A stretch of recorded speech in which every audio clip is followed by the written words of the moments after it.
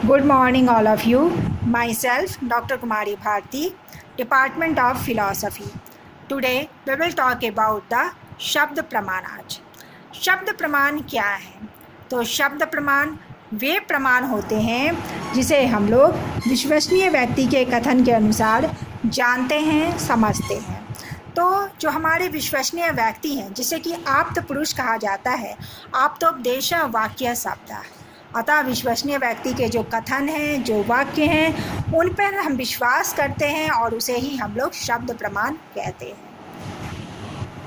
अब प्रश्न उठता है कि ये जो हमारे जो विश्वसनीय व्यक्ति के कथन होते हैं, ये कथन किस रूप में होते हैं?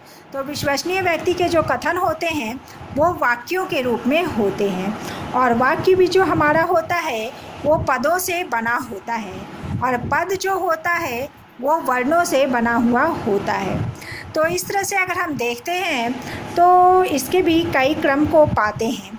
जैसे कि अगर हम कह दें किसी भी वाक्य को समझने के लिए पहला क्या होता है, हमारा आकांक्षा है, दूसरा हमारी सन्निधि है, तीसरा हमारा योग्यता है, और चौथा जो है वह तात्पर्य है।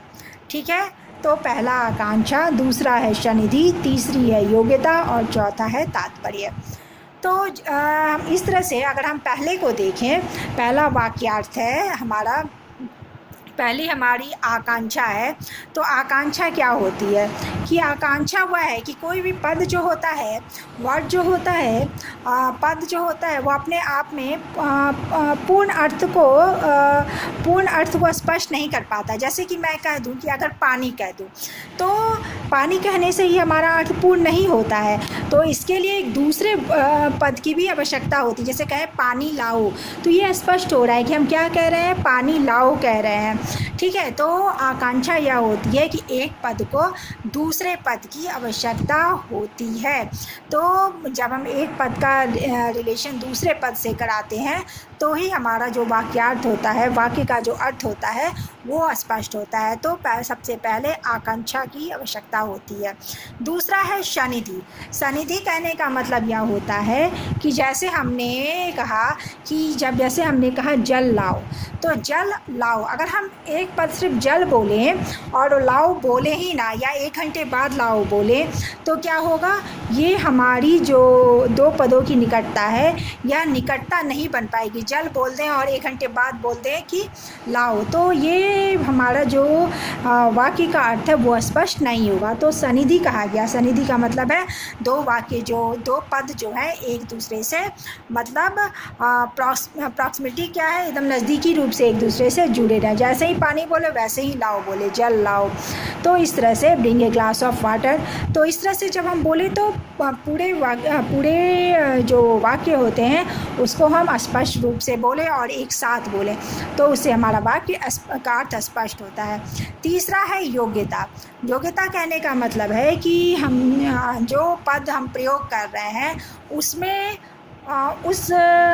पूरी तरह से वाक्य में हम जो पद प्रयोग कर रहे हैं उसमें उस चीज़ की योग्यता होनी चाहिए, उसमें वह अर्थ छिपा होना चाहिए। जैसे हम बोले कि अग्नि से हम पौधों को सींचते हैं, तो अग्नि में यह शक्ति ही नहीं है, अग्नि में यह योग्यता ही नहीं है कि पौधों को सींचा जा सके।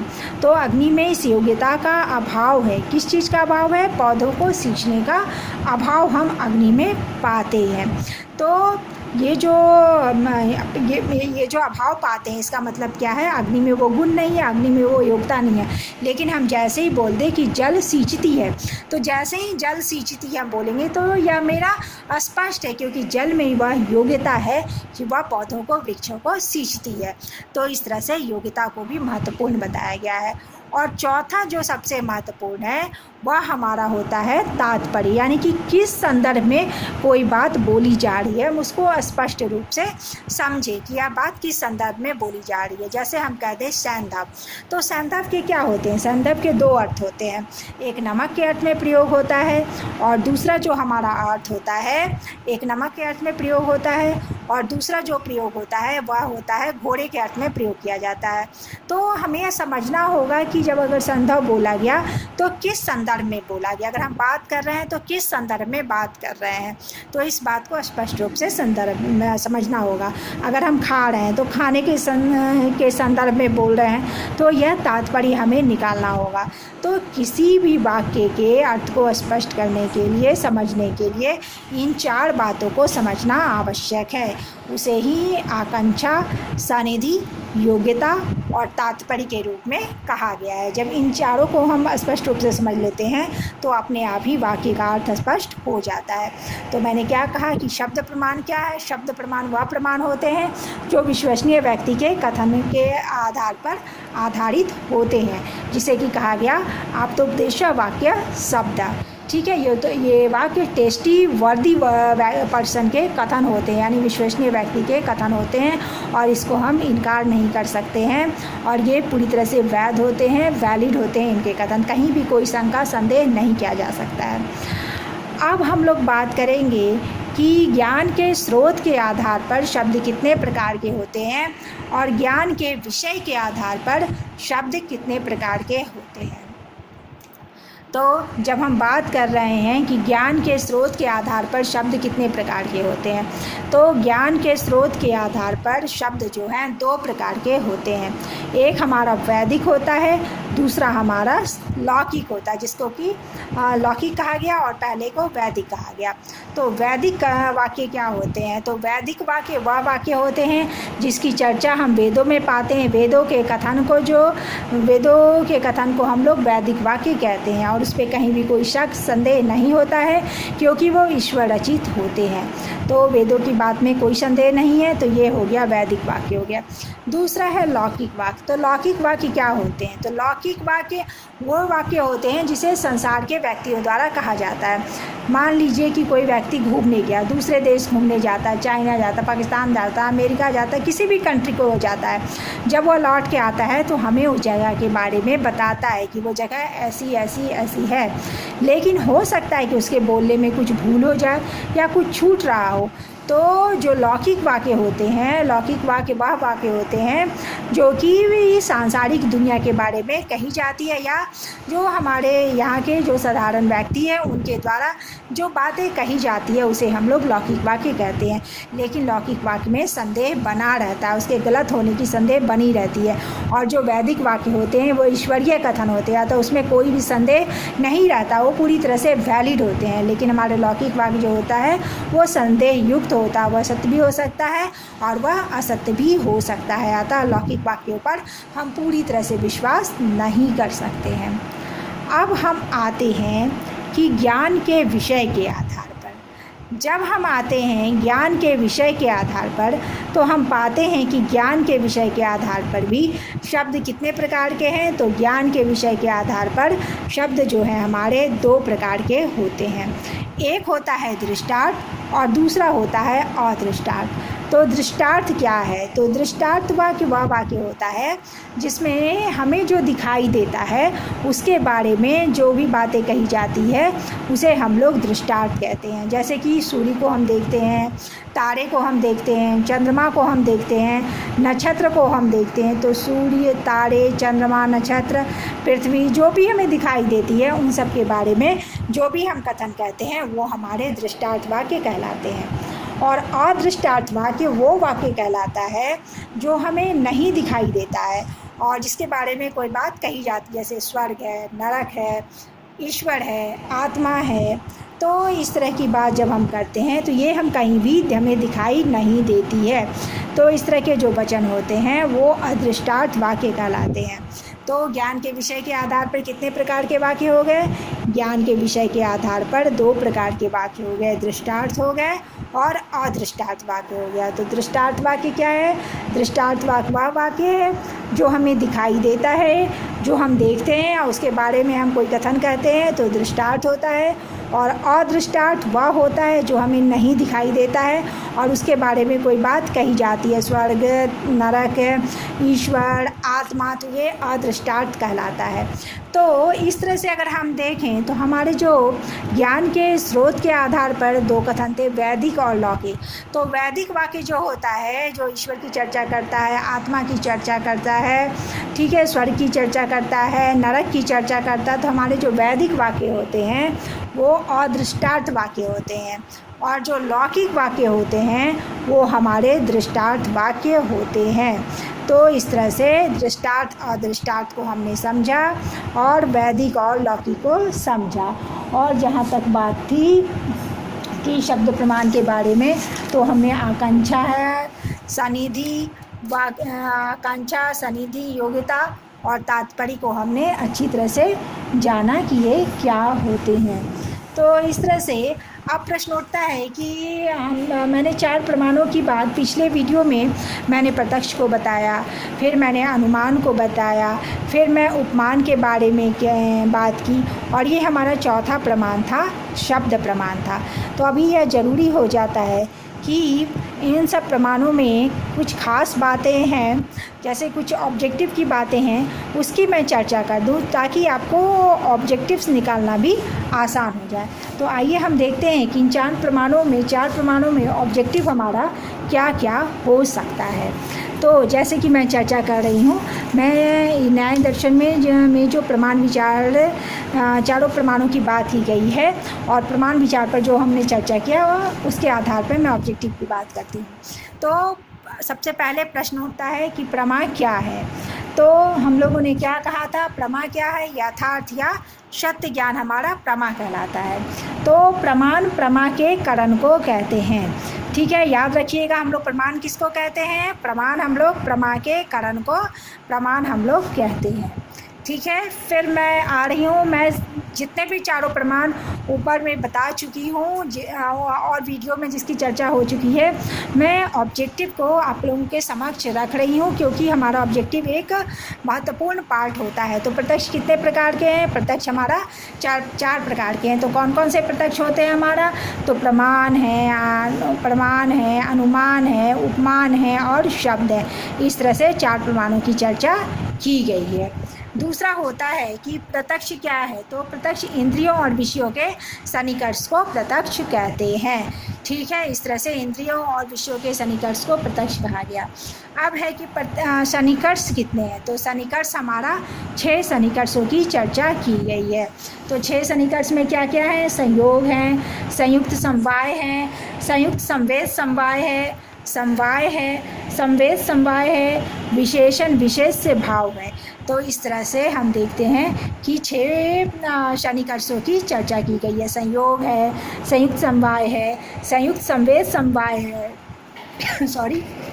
समवाय है, संवेद समवाय है और विशेषण विशेष से भाव है, ठीक है।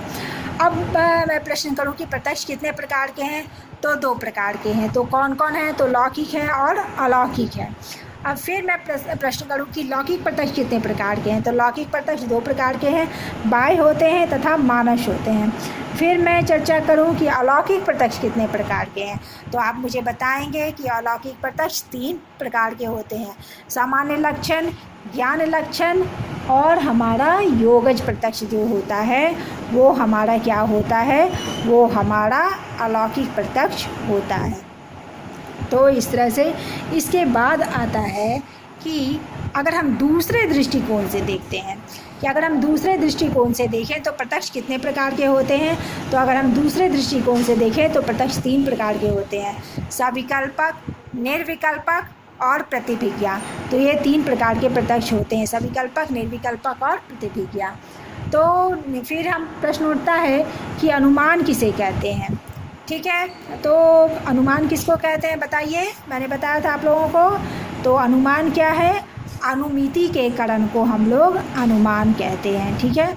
अनुमिति के करण को अनुमान कहते हैं, प्रमा के करण को प्रमाण कहते हैं, ठीक है। तो इस तरह से समझना है आप लोगों को कि अनुमान का दूसरा नाम क्या है, ये बताइए। मैंने क्या बताया था अनुमान का दूसरा नाम, तो अनुमान का दूसरा नाम जो है वो अनभिक्षा है। अनुमान का दूसरा नाम क्या है, तो अनुमान का दूसरा नाम हमारा अनभिक्षा कहलाता है। अब है कि अनुमान के कितने अंग हैं, तो अनुमान के जो हैं 4 अंग हैं। प्रत्यक्ष है, हेतु है, साध्य है, परामर्श है, अनुमिति है। तो अनुमान के कितने अंग हो गए? प्रत्यक्ष हो गए, पक्ष हो गए, हेतु हो गए, साध्य हो गए, परामर्श हो गए, अनुमिति हो गए। तो ये सब क्या है? ये सब अनुमान के अंग कहलाते हैं। अब प्रश्न उठता है कि अनुमान के आधार क्या है? ठीक है, हम लोग क्या जानना चाह रहे हैं? अनुमान के आधार। तो मैंने बताया था कि अनुमान के दो आधार होते हैं। तो दो आधारों में क्या क्या है? मनोवैज्ञानिक है और दूसरा क्या है? तार्किक है। तो मनोवैज्ञानिक आधार क्या है? मनोवैज्ञानिक आधार जो है पक्षधर्मिता है, और तार्किक आधार क्या है? तार्किक आधार व्याप्ति है। तो मनोवैज्ञानिक आधार पक्षधर्मिता है और तार्किक आधार व्याप्ति है। तो अब प्रश्न उठता है कि व्याप्ति क्या है? तो मैंने बताया था कि व्याप्ति क्या होती है। तो व्याप्ति हेतु और साध्य की अनिवार्य, एकांतिक, अव्याधाती, नित्य, सहचारी और अनौपाधिक संबंध है। क्या है व्याप्ति? तो व्याप्ति हेतु और साध्य के बीच जो है अनिवार्य है, एकांतिक है, अव्याधाती है, नित्य है, सहचारी है और अनौपाधिक संबंध है। तो इस तरह से व्याप्ति को बताया गया। मतलब कहने का मतलब है कि जैसे व्याप्ति संबंध होता है, तो व्याप्ति संबंध क्या होता है? तो व्याप्ति संबंध वह संबंध होता है जहाँ हेतु और साध्य के बीच हम बराबर एक दूसरे के साथ साहचर्य पाते हैं, एक दूसरे का विपरीत हम कभी भी नहीं देखते हैं। जैसे कि हम बोल दें कि जहाँ जहाँ धुआं है वहाँ वहाँ आग है, तो हमने धुएँ के साथ आग को परस्पर पाया है। कहीं भी ऐसा नहीं देखते कि धुआं है मगर आग नहीं है। ठीक है, यह संभव है कि आग हो मगर धुआं नहीं है, लेकिन जहाँ जहाँ धुआं है वहाँ वहाँ आग है। If there is a smoke so there will be fire. इस तरह से हम लोग व्याप्ति को पाते हैं। व्याप्ति संबंध मतलब साहचर्य संबंध, अनौपाधिक संबंध। तो इस तरह से जो साथ साथ एक दूसरे के बराबर पाया जाता है, उसके विरुद्ध हमने कभी कुछ नहीं देखा, वह हमारा व्याप्ति संबंध है। अब है कि व्याप्ति का ज्ञान कैसे होता है? तो व्याप्ति का ज्ञान प्रत्यक्ष, अनुमान, उपमान, शब्द, भूयो दर्शन, उपाधि निराश, सामान्य लक्षण प्रत्यक्ष आदि के द्वारा होता है। तो मैं आप लोगों को बता रही थी कि व्याप्ति का ज्ञान कैसे होता है। तो व्याप्ति का ज्ञान प्रत्यक्ष के द्वारा, अनुमान के द्वारा, उपमान के द्वारा, शब्द के द्वारा, भूयो दर्शन के द्वारा, उपाधि निराश आदि के द्वारा होता है। अब है कि अनुमान के कितने अंग हैं? तो अनुमान के कितने अवयव हैं? तो अनुमान के 5 अवयव होते हैं। पहला क्या है? प्रतिज्ञान, दूसरा क्या है? हेतु, तीसरा क्या है? उदाहरण, चौथा क्या है? उपनय और पांचवा क्या है? निगमन, जिसे मैंने उदाहरणों के द्वारा समझाया था। पर्वत पर आग है, ये हमारा प्रतिज्ञा है, क्योंकि वहाँ धुआं है, ये हमारा हेतु है। जहाँ जहाँ धुआं है वहाँ वहाँ आग है, जैसे कि रसोई घर, ये मेरा उदाहरण है। फिर मैं कहती हूँ पर्वत पर धुआं है, ये मेरा उपनय है। फिर है पर्वत पर आग है, ये हमारा निष्कर्ष कहलाता है। तो इस तरह से 5 उदाहरणों के द्वारा पंचावय को सिद्ध किया गया है। तो अनुमान के 5 अवयव हैं, जिसे कि हम लोग पंचावय अनुमान कहते हैं, और जिसकी चर्चा बौद्ध दार्शनिक ने की थी। मुख्य रूप से दिग्नाग ने इसकी चर्चा की थी। अब है कि अप्रयोजन की दृष्टि से अनुमान कितने प्रकार के हैं? तो प्रयोजन की दृष्टि से अनुमान कितने प्रकार के हैं? तो प्रयोजन की दृष्टि से अनुमान जो है वो 2 प्रकार का होता है। स्वार्थानुमान होता है और परार्थानुमान होता है। तो प्रयोजन की दृष्टि से 2 प्रकार के हैं, स्वार्थानुमान और परार्थानुमान। अब है कि कारणता के आधार पर कितने प्रकार का प्रयोजन है? तो कारणता के आधार पर हम देखें कि जो हमारे अनुमान हैं वो 3 प्रकार के हैं। पहला है पूर्वत अनुमान, दूसरा है शेषवत अनुमान, तीसरा है समांतोदृश्य अनुमान। तो पूर्वत अनुमान क्या होता है? पूर्वत अनुमान वह होता है जिसमें कारण के आधार पर कार्य का अनुमान करते हैं। शेषवत अनुमान वह होता है जिसमें हम लोग कार्य के आधार पर कारण का अनुमान करते हैं। और समांतोदृश्य अनुमान वह होता है जिसमें हम लोग तुलना के आधार पर, समानता के आधार पर ज्ञान प्राप्त करते हैं, तो उसे हम लोग समांतोदृश्य अनुमान कहते हैं। तो तुलना के आधार पर हम उन चीज़ों का भी ज्ञान प्राप्त करते हैं जो चीज़ें उसमें मान लीजिए कि हम कह दें कि इस तरह से ज्ञान प्राप्त कर दें कि जैसे हम कहें कि गाय को मान लीजिए हम हमेशा जानवरों में देखते हैं कि जिस जानवर को सींग होता है उसके पास पूँछ है। तो जैसे ही हम सींग वाला जानवर देखेंगे हम कह देंगे कि उसके पास पूँछ है। तो इस तरह का ज्ञान हमारा जो होता है वो हमारा, इस तरह का ज्ञान जो हमारा होता है उसे हम लोग क्या कहते हैं, समांतर दृष्टि अनुमान कहते हैं। तो ये हमारा हो गया प्रयोजन के, ये हमारा हो गया कारणता की दृष्टि से। अब जब हम संबंध की दृष्टि से अनुमान की चर्चा करते हैं तो पाते हैं कि संबंध की जो दृष्टि से होती है, संबंध की दृष्टि से अनुमान भी 3 प्रकार के होते हैं। केवलान्वयी अनुमान, केवल व्यतिरेकी अनुमान और अन्वय व्यतिरेकी अनुमान। तो केवलान्वयी अनुमान क्या है? केवलान्वयी अनुमान वह अनुमान होता है जिसमें हम लोग, केवलान्वयी अनुमान वह अनुमान होता है जिसमें हम लोग हेतु तथा साध्य के बीच भावात्मक, हेतु तथा साध्य के द्वारा व्याप्ति की स्थापना भावात्मक संबंधों के द्वारा की जाती है। तो इसे केवलान्वयी अनुमान कहते हैं। लेकिन जब हेतु तथा साध्य के द्वारा व्याप्ति की स्थापना निषेधात्मक वाक्यों के द्वारा की जाती है तो उसे हम लोग केवल व्यतिरेकी अनुमान कहते हैं। उसी तरह जब हेतु और साध्य के बीच भावात्मक और अभावात्मक दोनों के द्वारा हम लोग व्याप्ति की स्थापना करते हैं तो उसे अन्वय व्यतिरेकी कहा जाता है। तो इस तरह से मैंने बताया 3 प्रकार के अनुमानों की चर्चा की और यह अनुमान था हमारा संबंध के आधार पर, जिसकी चर्चा नव्य न्याय भी करते हैं। ठीक है, तो इस तरह से बात की गई। जैसे मैं उदाहरणों के द्वारा समझा देती हूँ कि केवलान्वयी अनुमान क्या है। तो जैसे उदाहरण देखिए आप, जहाँ जहाँ धुआं है वहाँ वहाँ आग है, पर्वत पर धुआं है इसलिए पर्वत पर आग है। ये मेरा केवलान्वयी अनुमान का उदाहरण था। दूसरा उदाहरण लीजिए केवला व्यतिरेकी का, जहाँ जहाँ धुआं नहीं है वहाँ वहाँ आग नहीं है। सेकंड वाक्य, पर्वत धूम विहीन नहीं है। तीसरा, इसलिए पर्वत पर आग है। तो इसलिए और अन्वय व्यतिरेकी में हम दोनों उदाहरणों के रखते हैं, जहाँ जहाँ धुआं है वहाँ वहाँ आग है, पर्वत पर धुआं है इसलिए पर्वत पर आग है। फिर निषेधात्मक में कहेंगे जहाँ जहाँ धुआं नहीं है वहाँ वहाँ आग नहीं है। जहाँ जहाँ धुआं नहीं वहाँ वहाँ आग नहीं, पर्वत पर धुआं नहीं है इसलिए पर्वत पर क्या है, पर्वत धूम विहीन नहीं है इसलिए पर्वत पर आग है। तो इस तरह से हम लोग बात को सिद्ध करते हैं। तो हेतु और साध्य के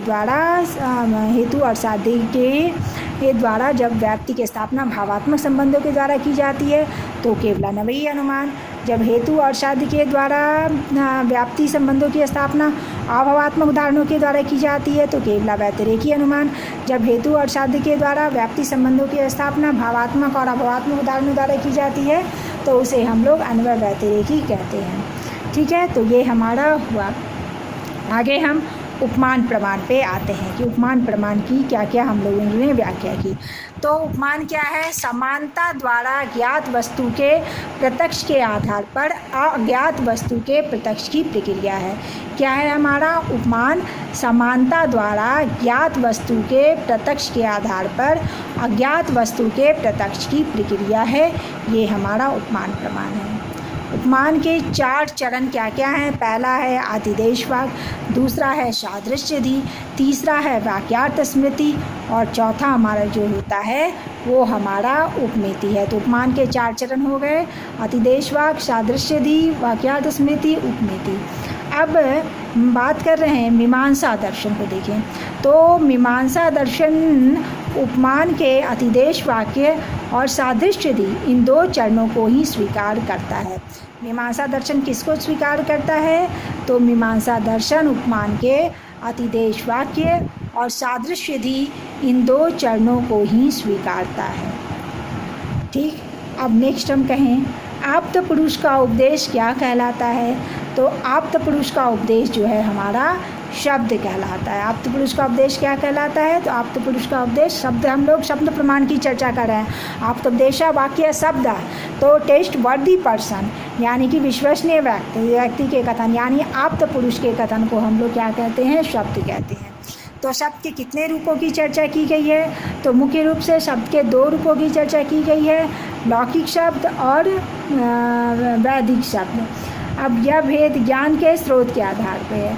अब ज्ञान के विषय के आधार पर जब हम चर्चा करते हैं तो ज्ञान के विषय के आधार पर भी शब्द कितने प्रकार के होते हैं? तो ज्ञान के विषय के आधार पर भी शब्द 2 प्रकार के होते हैं, दृष्टार्थ और अदृष्टार्थ होते हैं। ठीक है, ज्ञान के विषय के आधार पर शब्द कितने प्रकार के हो गए? दृष्टार्थ और अदृष्टार्थ। तो दृष्टार्थ क्या होता है? दृष्टार्थ वह होता है जिसमें हम लोग दृष्टार्थ वह होता है जो देखी हुई जो चीज़ें हमें दिखती है उसके बारे में हम जब कोई बात करते हैं तो दृष्टार्थ होता है। जैसे सूर्य है, तारे हैं, नक्षत्र है, चंद्रमा है, इन सब चीज़ों को हम देखते हैं, इनके बारे में हम कोई भी बात करते हैं तो दृष्टार्थ।